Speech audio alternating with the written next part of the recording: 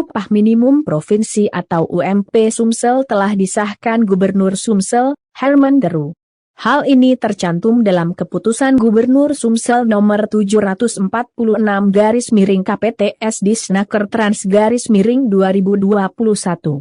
UMP Sumsel tahun 2022 ditetapkan Rp3.144.446, kata Kepala Dinas Tenaga Kerja dan Transmigrasi Sumsel, Koimudin, saat mengumumkan UMP Sumsel, Jumat, 19 November 2021. Dan Ibu Susilawati Kasih Pengupahan, mewakili Bapak Gubernur Provinsi Selatan Haji Herman Deru, pada hari ini 19 November 2021 mengumumkan upah minimum Provinsi Selatan tahun 2022.